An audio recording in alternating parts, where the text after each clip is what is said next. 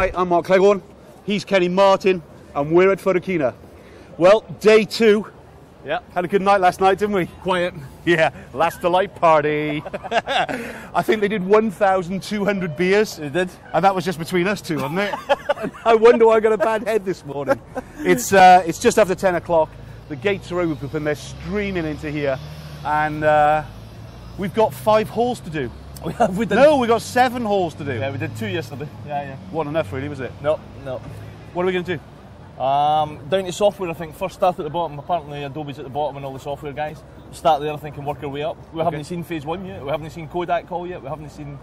There's loads Anything, of stuff really. to see. Loads Yesterday of was stuff to good, though. Oh, Enjoyed it. Love it. Knackering, though, isn't it? Oh, I'm so tired. People cannot realise how big this show is until they've been here. Yep. And it's essential. I mean, we're only here for 2 days at the show, which is not enough, is it, really? Because we're not really going to get to see much of what we kind of want to see as photographers. But yesterday, I've got to kind of reiterate, the biggest disappointment for me yesterday was... The albums and frames. Yeah, it was pretty disappointing. Do you know what? I think this style management thing that we've been on about in the past, where perhaps we need to regenerate that kind of styling or whatever, I think is a great idea, and we should actually start to look at it, because it's our industry at stake here, isn't it? And really, they're controlling how it's presented. Yeah, I'll tell you a big thing for me on the show yesterday, and I think Mike from the SWPP magazine, mentioned it. Mike McNee, was the fine art printing.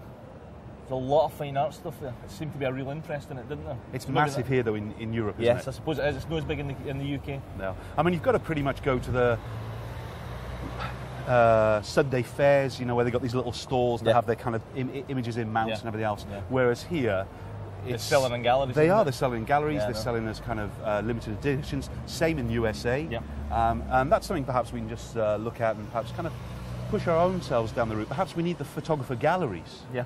Where people can go in. Wouldn't that be a great idea if we could basically kind of get all photographers throughout UK to chip into it, and perhaps we have like a roaming kind of exhibitions and print sales, and that's not too far away. That I think in the big cities I'm on about, you could have perhaps this 4 is or really 5 unusual because you've come up with an idea at 10:30 in the morning, 10:20 in the morning, and normally the ideas happen at like 2 and 3 o'clock in the morning. In the bar. So this is a very unusual moment for photo training for you. We did have one, in fact, didn't we? We did. We had a great one. Yeah. We won't talk about that yet. Yeah. Look, we could chat all day here. Let's just get inside the show. Good. Yeah. Cheers. Look forward to it. See you inside. We just come down to hall 4.2 and we found X-Ride! Martin Kuzak. How does it go, mate? It's going really well, yeah. We're really busy at the moment. Is it the 3rd day of your show now, isn't it? I've lost track now. It's just a blur at the moment. Did you have a good night out last night at all? No. We're just trying to be good boys. We did? Yeah. Oh, did you? Yeah, be nice. You got something new to show us, I believe? Yeah, this is our new i1 profiler. So this is actually going to be replacing all of our high-end printer profiling and then coming down into the family of our printer profiling, monitor profiling. So yeah, it's a new kid on the block. It's going to be released towards the end of October, November. Okay. So, can you give us a quick tour? Yeah, sure.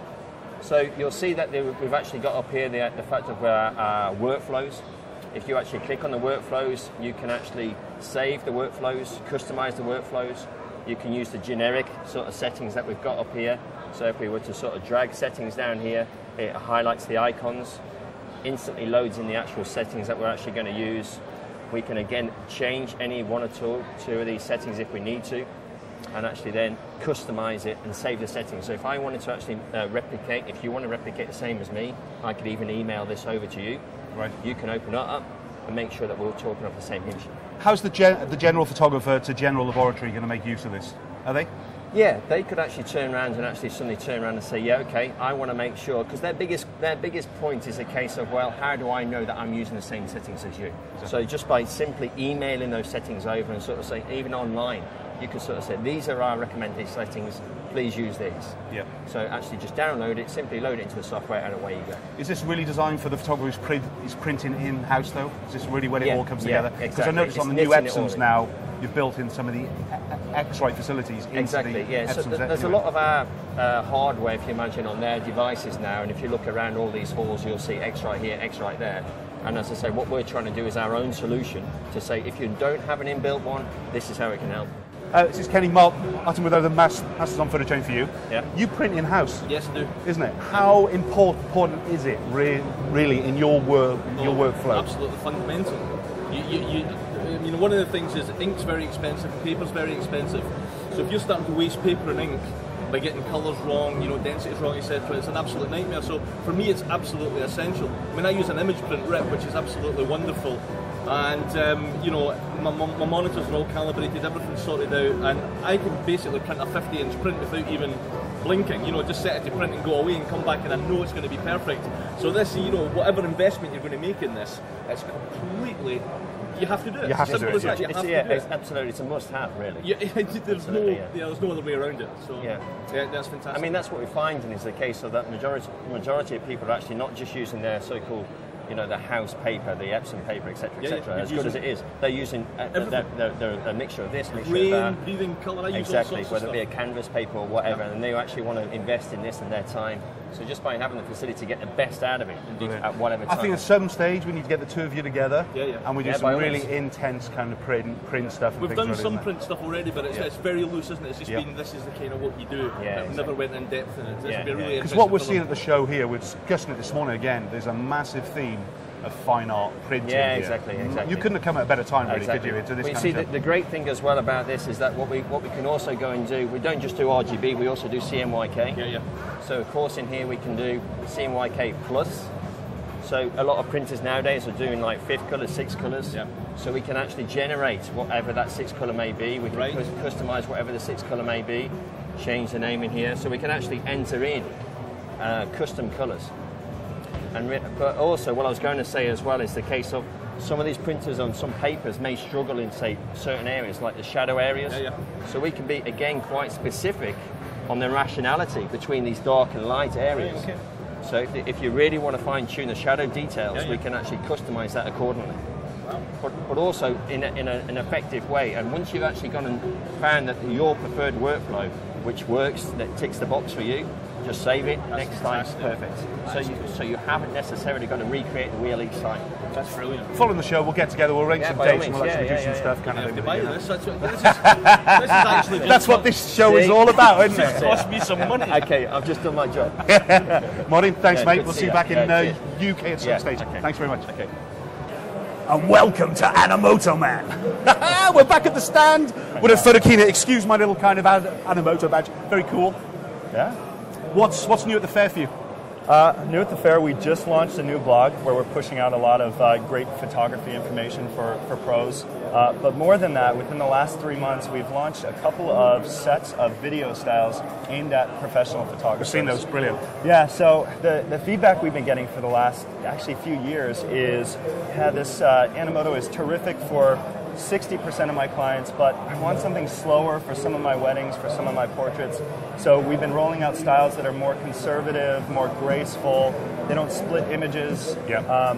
And we actually call them, not surprisingly enough, our Elegance collection, because we're very kind of spot on like that. But yeah, it's been getting really positive reviews. So 8 new styles. I think, again, you know, the one thing that you guys are doing, you're listening to the ground all the time, and you know you've got a great product. We know you've got a great product. Photographers are discovering there's a great product, but then all of a sudden they get these frustrations with it won't do this and it won't do that. You must get a million requests a day for something different. We do. It's funny. We get a lot of feedback. We're really plugged in with our photographers. Like you're saying, our ears to the ground.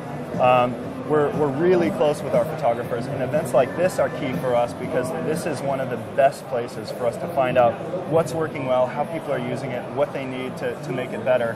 Our biggest challenge is Animoto is great right now. We hear so many great things. I was talking to a photographer in London just a few months ago who makes an extra $3,000 to $4,000 a month just using Animoto, which is insane. It's terrific. But there's so much that we can do to continue improving it so that it's even easier for photographers to have success with it. So that's what we're focused on. I've thought of a new slogan for you. Yeah, let's hear it.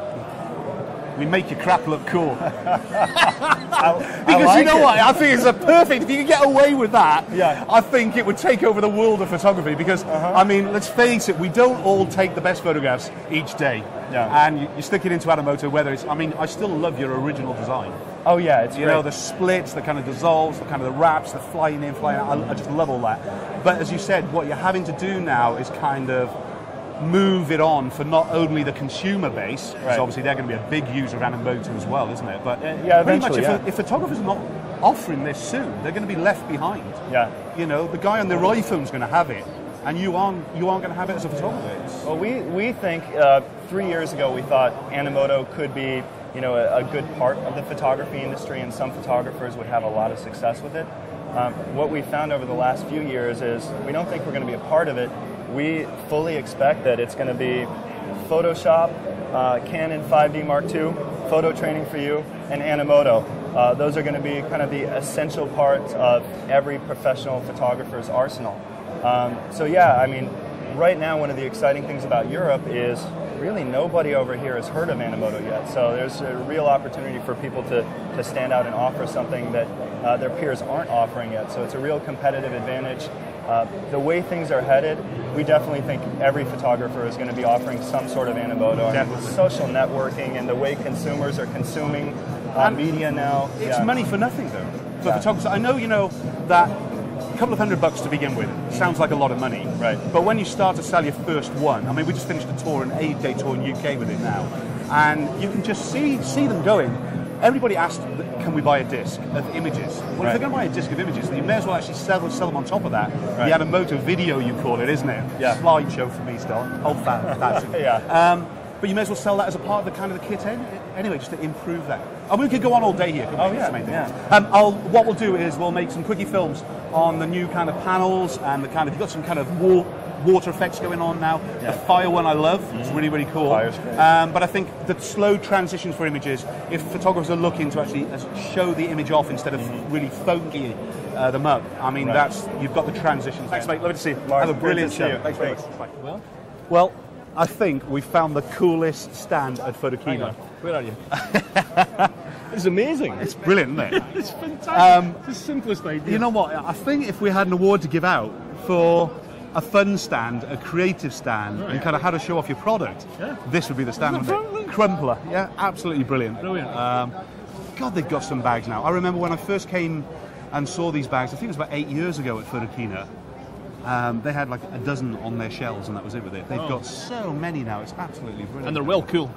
Very cool. Yeah, so, award, I think, goes to the Crumpler stand for the most fun. Absolutely. I just wish we could actually swing on them, to be honest. It's a bit like a vine tree kind of thing, you know. So, well done. In fact, I'm going back through again.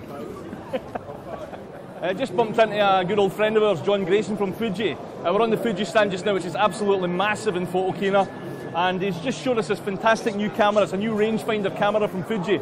Not available yet. It's out in February next year. It's called the K100, and it looks like a 25-year-old rangefinder, a bit like a Leica or Olympus Trip. It's got a fixed lens, which is a 24mm f2, so it's really fast. I think it's 12 megapixels, might be 10, not sure, but it's a fantastic retro-looking camera. Around about £900 apparently, so it's not the cheapest, but you know, good rangefinders are always a bit expensive. But yeah, really exciting looking camera, so we'll check it out in February, do a little film on it perhaps, if John gives us one for nothing. Thanks, Steve. I really do believe we're looking at the real power of photography for the future. A name that perhaps was associated with televisions and videos and everything else. Sony, it's going to be here to stay. It's going to play a major role within photography. You watch this space. Brilliant. There's a little compact camera from Samsung, which has got a little cartoon on the front to amuse the children, so that keeps their attention. Note to Hasselblad, I think this would be a really good addition to your next camera for the studio. That's brilliant. Love it. This is my favourite thing in the show so far. Magic. Isn't it amazing how things have changed within photography? When we used to come here, Kodak didn't have a stand. They had a hall as big as the NEC, isn't it? And really all they're here for now is lab and books, isn't it? That's really what they're actually promoting here throughout. That's it. It's very sad, really, to see that a name like Kodak, you know. Where are they? What are they doing? Yeah. Because surely they can't be the biggest photo company in the world anymore. No, I don't know how it all works. I wouldn't think so. Certainly, photo training for you is catching up on them. We'll rebrand.